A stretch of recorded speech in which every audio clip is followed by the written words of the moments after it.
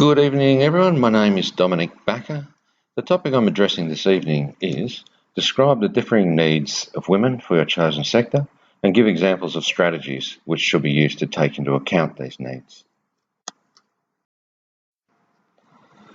My presentation is a little unconventional because my chosen sector is still taking form, in my mind certainly.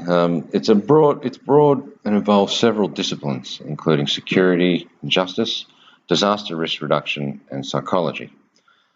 Currently I'm a police officer advising police services in developing countries such as Timor-Leste and the Solomon Islands. I'm interested in how communities work together to mitigate vulnerability to hazards. Previously I worked as a psychologist in the Victorian prison system, and so I'm interested also in community relationships and leadership in its many forms. So my sector is fairly broad. Later in this presentation, I'm going to tell you about a personal experience of informal leadership in relation to a local woman in the Solomon Islands. In terms of a strategy to consider the differing needs of women, I'm suggesting that women's participation as leaders is crucial, particularly in terms of threats faced by communities in developing countries. Then the needs of everyone in the community are more likely to be considered. These needs will vary from situation to situation, but still it's essential for women to wield constructive power and influence for these needs to be addressed. There was an issue brief on mobilising women's leadership presented at the 2015 UN World Conference on Disaster Risk Reduction. And it emphasised the need for programs to engage with civil society and women's organisations and also to institutionalise women's leadership. It also described an obstacle where women are viewed as inherently vulnerable and passive. And so you won't see that obstacle in the examples I'm going to present, certainly. Now, the second point there, a 2012 study funded by Oxfam and other organisations looked at women and leadership in Myanmar. Not surprisingly, they found significant cultural barriers to women as leaders. But I was interested in their definitions of leadership, which were quite formal and institutional. And they included definitions such as business leader, parliamentarian, community leader, and NGO leader. However, look at my third point there, leadership also lies beyond the formal structural roles seen in Western institutions of governance. Some of the research from Bougainville during its large-scale conflict in the 1990s describes a grassroots peace process, which was led by local women who were able to broker peace through dialogue with militants from opposing groups and then facilitate reconciliation. And without the women's initiatives, the formal peace talks occurring in New Zealand couldn't have succeeded. So my examples relate to my work as a police advisor to the Solomon Island Police Force and a remote outpost called Malu, and relate specifically to my local housekeeper, Rose Takaliko. I like to illustrate events with photographs, as I think it helps convey the context. So this is a picture of me giving a presentation to Malu High School on personal safety. I'm giving the presentation with my Solomon Island police colleague, Donald. On the one on the left, in case there's any confusion, I'm known as a Ramsey advisor, so Regional Assistance Mission to the Solomon Islands advisor. And looking at this picture, you're thinking about superficial signs of power. For example, between Donald and myself, you can see a disparity in physical size. You can see that I have a firearm. I also see I'm not dealing well with the humidity looking at my shirt. But you consider Donald. Donald is from the community, speaks the language, is respected by the community, and that brings him enormous advantage and power in terms of working in the community. So this is a photo of my arrival into Malu. This is a couple of weeks earlier, and this is via helicopter. So we're landing on the sports ground near the top and to the right of the picture. The police outpost is just to the left of the sports ground. And with this picture, there's a stark contrast comparing my costly delivery with the image of an isolated, quiet, small town surrounded by green hills and coral reefs and where the residents are subsistence farmers and occasional fishermen. This is Rose. Rose is my housekeeper. Most likely baking us a cake. The cakes were great. I had to ask her to stop because I was getting fat. And this is another photo. This is a birthday celebration for me and Rose. Our birthdays are only a day apart.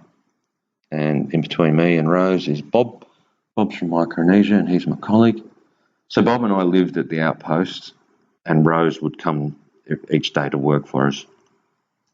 And I'm showing you these photos because I want to try and convey a sense of how kind, generous, modest, devout, and also quiet Rose is. She also cooked all the food on the table, including a heap of crayfish in the middle there. So Rose is like family to me, and I'm still in touch with her. In fact, I just got an SMS from her just a couple of minutes ago. So my example, the first example, Rose told me a striking and a pretty amusing story about one of my Ramsay predecessors at Marlou, a fella from New Zealand. One day Rose came to work and she found this fella wearing his bulletproof vest and helmet. She said, "What's wrong?" He said he'd been told that there was an armed man threatening to shoot him. So Rose said, she'll go and find out what was going on. So she asked around town and found out a bit more. That's known as the Coconut Wireless in the Solomon Islands, and that's where gossip travels faster than electricity. So it turns out the threats were coming from a local man living up in the hills. Apparently he still possessed a self-loading rifle, which was from the tensions a decade earlier. So Rose and another woman from Marlou, they hiked up into the hills and went and spoke to this local man. And he explained to Rose, he said, in fact, he wanted to kill the local member of parliament for some wrongdoing, but he actually had no problem with the Ramsay officer. So you can go and tell the Ramsay officer he's okay, everything's fine. So there you go. So Rose comes back down from the hills and tells my Ramsay New Zealand colleague, says, "No, it's okay, you can take the helmet and vest off now." And Rose tells this story with a good-natured laugh. And think about this story. It's a clear example of a Solomon Islands woman demonstrating a capacity to resolve a potentially dangerous situation, but doing so in a quiet fashion using social networks. I mean, can you imagine what might happen to me or my colleagues if we were to just turn up at this local man's house in the hills in uniform and armed?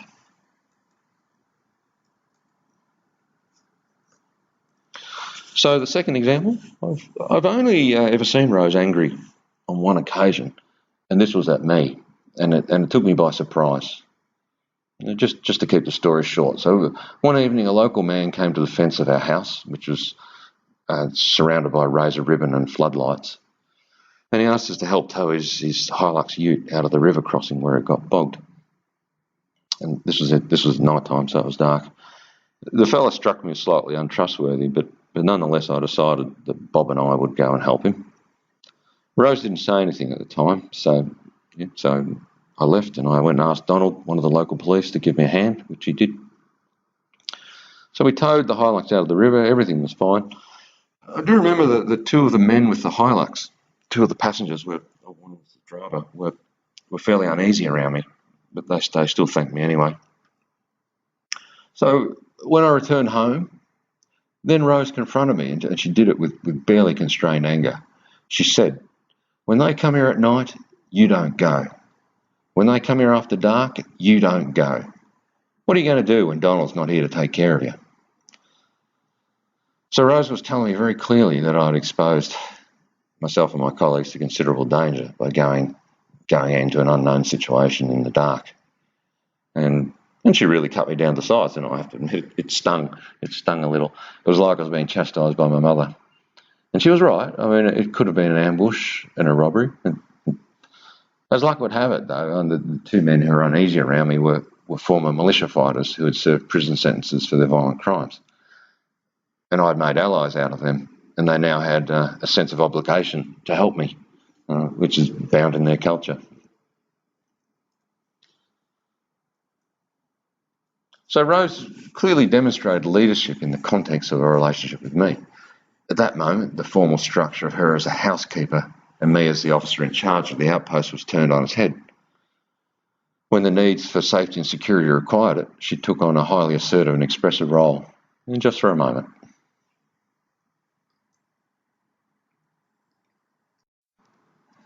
Another slide. Really, the purpose of this slide is just showing you how beautiful the Solomon Islands is. It's just an amazing place. So, to give you a summary of the point I wanted to make. If you're going to address the needs of women in areas such as security and justice and disaster risk reduction, then it's crucial to have women participate in leadership roles. My point is that while formal institutional leadership is important, there are other less obvious forms of leadership and participation. They often function within complex social orders and linkages.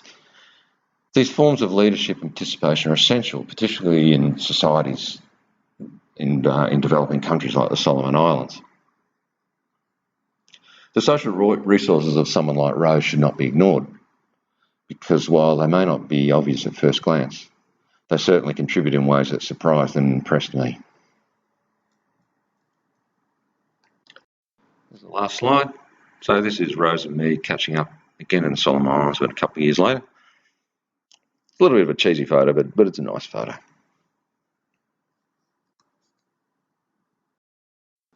And that's the reference list. So that's the end of my presentation. Thank you for listening. I hope you enjoyed it and found it informative. And if you have any questions, I'd be most happy to answer them. Thanks.